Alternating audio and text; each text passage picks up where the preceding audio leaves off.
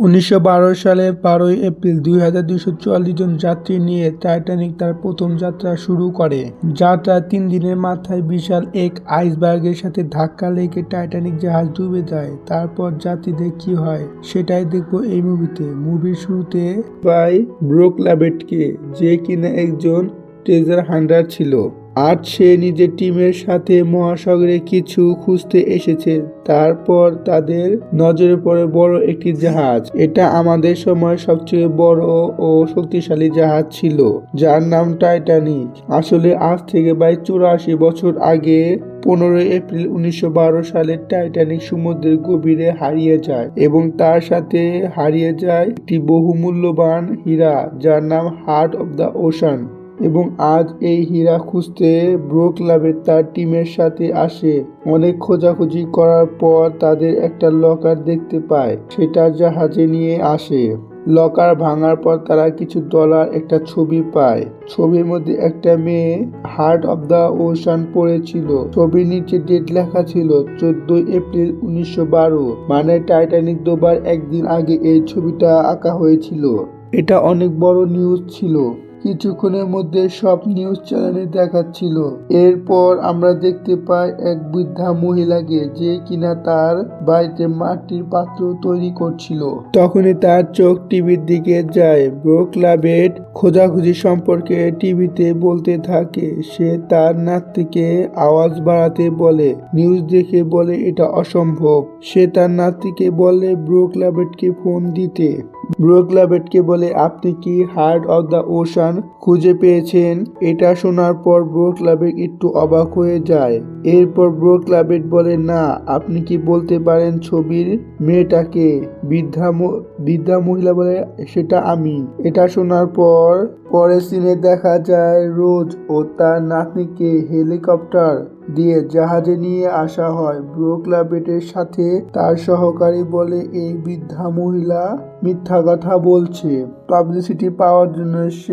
সে আরো বলে টাইটানিকের সময় রোজের বয়স ছিল 17 বছর, তাহলে এখন তার বয়স হবে কমপক্ষে 100 বছর। ব্রুক লাবেট বলে আগামী মাসে তার 101 বছর হবে। ব্রুক লাবেট জাহাজের উপরে আসে রোজকে রিসিভ করার জন্য। জাহাজে লাবেট রোজকে কিছু প্রশ্ন জিজ্ঞাসা করে কনফার্ম হওয়ার জন্য। কনফার্ম হওয়ার পর ব্রুক লাবেটের টিম রোজকে 3D অ্যানিমেশনের মাধ্যমে দেখায়।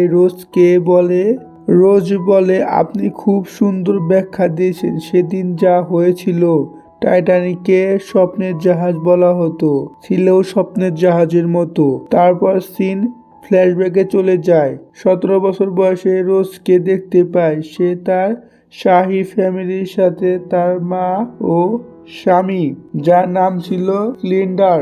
তারা সবাই টাইটানিক দিয়ে সাউদাম্পটন থেকে নিউ ইয়র্ক যাচ্ছিল। জাহাজে 3 ধরনের লোক ছিল, first class, second class, third class. Class ক্লাসে ছিল রাজকীয় সব পরিবার ও শাহী ফ্যামিলি। সেকেন্ড ক্লাসে ছিল মধ্যবিত্ত লোক ও থার্ড ক্লাসে ছিল গরিব লোক। এরপর আমরা দেখতে পাই জ্যাক, এই মুভির হিরো। জ্যাক এখানে বসে জুয়া খেলছিল। জুয়াতে জিতলে টাইটানিকের টিকিট পাবে। জ্যাক ভাগ্য ভালো ছিল, টাইটানিকের টিকিট জিতে যায়। একজন লোক বলে টাইটানিক 5 মিনিটের মধ্যে ছেড়ে দেবে। জ্যাক ও তার বন্ধু তাড়াতাড়ি করে জাহাজে চলে যায়। টাইটানিকে দেখতে অনেক মানুষ এসেছিল। টাইটানিক এখান থেকে যাত্রা শুরু করে দেয়। টাইটানিক সমুদ্রের মাঝখানে যাওয়ার পর টাইটানিকের ক্যাপ্টেন বলে ফুল স্পিডে চালাতে বলে, কারণ তিনি দেখতে চেয়েছিলেন টাইটানিক এর আসল ক্ষমতা। জ্যাক তার বন্ধুদের সাথে গল্প করে, তখন দূর থেকে রোজকে দেখতে পায়। রোজের দিকে এক নজরে দেখতে থাকে। রোজের চারপাশের লোকজন টাকা পয়সা এবং সম্পত্তি অহংকার করত, যেটা ওর একদম পছন্দ ছিল না। এই জাহাজটা একটা জেলখানার মতো, আর রোজকে ইচ্ছার বিরুদ্ধে তাকে আমেরিকায় নিয়ে যাওয়া হচ্ছিল। এই কথা ভেবে বিরক্ত হতে হতে সে আত্মহত্যা করার কথা ভাবে আর জাহাজের শেষে সীমানায় চলে যায়। আর রোজ জাহাজের রেলিং পার হয়ে বাহিরে চলে যায় আত্মহত্যা করার জন্য। জ্যাক সেটা দেখে ফেলে। জ্যাক উঠে রোজের কাছে চলে আসে, ওকে এটা করতে বারণ করে। রোজ ওর কথা শুনতে চায় না। জ্যাক ওকে, তুমি লাফ দিলে তাহলে আমাকেও লাফ দিতে হবে, যেহেতু আমি সাঁতার জানি, আমার কিছু হবে না। আমার চিন্তা হচ্ছে পানি খুব ঠান্ডা, যদি আমরা দুইজন জলে পড়ি তাহলে তিল তিল করে মরতে হবে। এভাবে বোঝাতে থাকে। রোজ মেনে রেলিং থেকে আসতে সময় রোজের পা পিছলে যায়। জ্যাক তাকে ধরে নেয়, জ্যাক তাকে বাঁচিয়ে নেয়। জাহাজে থাকা কয়েকজন গার্ড শব্দ শুনে সেখানে আসে। তারা দেখে দুইজনে শুয়ে আছে। এটা নিয়ে ভুল বোঝাবুঝি হয়। জ্যাককে পুলিশে দিতে থাকে। তখনই রোজ বলে জ্যাক তাকে আসলে বাঁচিয়েছে। সবাই তার প্রশংসা করতে থাকে। জ্যাককে রাতে ডিনারের অফার দেয়। জ্যাক রাজি হয়। সেদিন রাতে 56 ক্যারেট ভরা হীরা নেকলেস গিফট করে, যার নাম ছিল হার্ট অব দ্য ওশান। কালকের জন্য রোজ জ্যাককে ধন্যবাদ জানানোর জন্য আসে। জ্যাক তার নিজের সম্পর্কে অনেক কিছু বলে। তাকে জিজ্ঞেস করে কেন কাল রাতে আত্মহত্যা করার চেষ্টা করে। রোজ বলে তার এরকম জীবন ভালো লাগে না, যেখানে এখনো তার মায়ের কথায় সবকিছু করতে হয়, এমনকি তার বিয়েও তার ইচ্ছার বিরুদ্ধে হচ্ছে, তাই সে এমনটা করতে গিয়েছিল। অনেক কথা বলতে বলতে রোজ জ্যাকের হাতে নোট বুক দেখতে পায়। সেটা খুলতে অনেকগুলো ছবি দেখতে পায়। জ্যাক তাকে জানায় সে একজন আর্টিস্ট, তার শখ হচ্ছে ছবি আঁকা। রাতে ডিনার এর আগে একজন মহিলার সাথে পরিচিত হয়। সেই মহিলাটি জ্যাককে একটা পোশাক গিফট করে। সেই পোশাক পরে ডিনারে রোজ তাকে দেখে অবাক হয়ে যায়। কারণটা হলো জ্যাককে দেখতে অনেক স্মার্ট এবং অনেক সুন্দর লাগছিল। সে অনেক খুশি হয়। সেখানে থাকা অনেক বড় বড় মানুষের সাথে পরিচিত হয়। তারা সবাই অনেক বেশি মজা করে। এক পর্যায়ে রোজকে বিদায় বলে চলে যায়। এদিকে জাহাজে ক্যাপ্টেনের কাছে খবর আসে নর্দার্ন এক জায়গায় বড় একটা আইসবার্গ আছে। এবার রোজ ও জ্যাকের সাথে দেখা করতে আসে। জাহাজের সামনে অংশটা যেখানে জ্যাক তাকে বাঁচিয়েছিল, সেখানে জ্যাক তাকে সামনের দিকে উঠিয়ে পিছন থেকে জড়িয়ে ধরে। আর এই সিনটা হলো এই মুভির সব থেকে সুন্দরতম সময়। তারা দুইজন বাতাসে অনুভব করতে থাকে, দুইজন দুইজনকে জড়িয়ে কিস করতে থাকে। ঘটনা ফিরে আসে বর্তমানে। সেদিন রাতে টাইটানিক জাহাজ ডুবে গিয়েছিল বলে তারা ভেবেছিল সামনে কোনো আইসবার্গ দেখলে পেলে জাহাজ ঘুরিয়ে নেবে।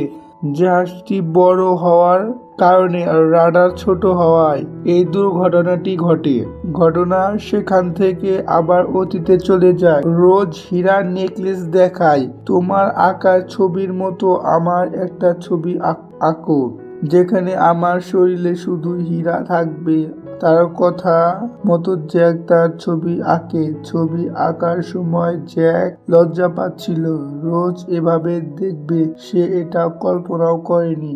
জ্যাক এর আঁকা ছবি রোজের অনেক পছন্দ হয়। সেটি লকারে রেখে দেয়। জাহাজের ক্যাপ্টেন সামনে তাকিয়ে আবহাওয়া বোঝার চেষ্টা করছে। একজন নাবিক জানায় সামনে তাকিয়ে কিছু বোঝা যাচ্ছে না। একজন নাবিক সামনে যদি আইসবার্গ আসে অল্প সময়ে জাহাজকে ঘোরাতে পারবো না, তাই জাহাজের গতি কমানোর জন্য বলে ক্যাপ্টেনকে, কিন্তু ক্যাপ্টেন জাহাজের গতি আরো বাড়িয়ে দিতে বলে। ক্যালের সহকারী রোজকে খুঁজতে খুঁজতে আসে। তাকে জ্যাকের সাথে দেখতে তাদেরকে ধাওয়া করতে থাকে।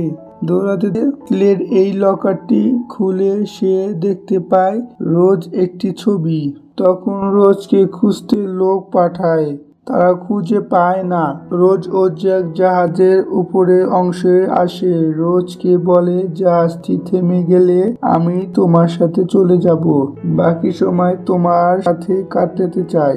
জাহাজের সামনে থাকা দুইজন কর্মী বিশাল আইসবার্গ দেখতে পায়। ফোন করে এটা নাবিকদের জানায়। নাবিকরা জাহাজ বাইরে ঘোরাতে থাকে। রেড অ্যালার্ট জানিয়ে দেয়, সব নাবিকরা জাহাজে ঘোরাতে থাকে। তখনও জাহাজের গতি ছিল 200 কিলোমিটার। ইঞ্জিন বন্ধ হওয়ার কারণে জাহাজের গতি কিছুটা কমেছিল। নাবিকরা দেখতে পায় আইসবার্গের সামনে বেশি বড় হওয়ার কারণে পুরোপুরি ঘোরাতে পারেনি। জন্য সেখান থেকে পালাতে থাকে। কিছু শ্রমিক সেখানে মারা যায়। এই ঘটনায় জাহাজে থাকা মানুষ আতঙ্কিত হয়ে পড়ে। ক্যাল অফিসারকে জানায় তার কিছু চুরি হয়ে গেছে। রোজ ও জ্যাককে নিয়ে তার মায়ের কাছে আসে। তখনই ক্যালের সহকারী হীরা জ্যাকের পকেটে দেয়। পুলিশ তাকে সার্চ করে তার পকেট থেকে নেকলেস পায়। জ্যাক বলে, আমি এই হীরা চুরি করিনি, আসলে এটা ক্যালের চাল ছিল। তাদের দুইজনকে আলাদা করতে চায়। ক্যাপ্টেন ভাবে সামান্য ধাক্কা লেগেছে, কোনোভাবে ঠিক করা যাবে।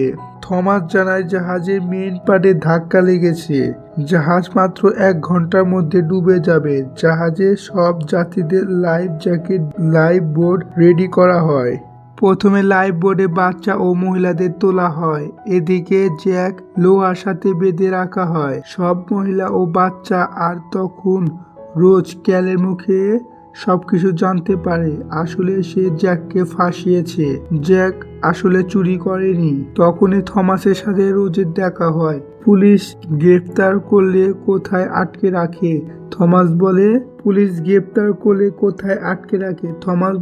থমাস তাকে সেই জায়গার নাম বলে দেয়। রোজ ও জ্যাককে খুঁজতে থাকে। ততক্ষণে পুরো জাহাজ অর্ধেক অংশ পানিতে ভরে যায়। অনেক কষ্টে রোজ জ্যাককে খুঁজে বের করে। তারা দুইজন জাহাজের উপরে আসে। রোজ ও জ্যাককে লাইফ বোর্ডে উঠতে বলে। তখন ক্যাল রোজকে তার কোটটি পরতে দেয়। কোটের পকেটে ছিল হীরাটি। অনেক কিছু বুঝিয়ে লাইফ বোর্ডে উঠিয়ে দেয়। রোজ লাফ দিয়ে আবার জাহাজে চলে আসে। আমি এরকম অবস্থায় তোমাকে রেখে যেতে পারবো না, বাসলি। এত ঠান্ডা ছিল, কয়েক মিনিটের মধ্যে সব বরফ হয়ে যায়। একজন নৌকা নিয়ে আসে। সে বলে, কেউ কি বেঁচে আছো? রোজ দেখে জ্যাক মারা গেছে। রোজ অনেক কান্নাকাটি করতে থাকে। রোজ বাঁশি বাজায় আর তাকে উদ্ধার করে নিয়ে যায়। 2240 জনের মধ্যে মাত্র 700 জন জীবিত অবস্থায় ফিরতে পেরেছিল। ঘটনাটি এখন বর্তমানে সময় চলে এসে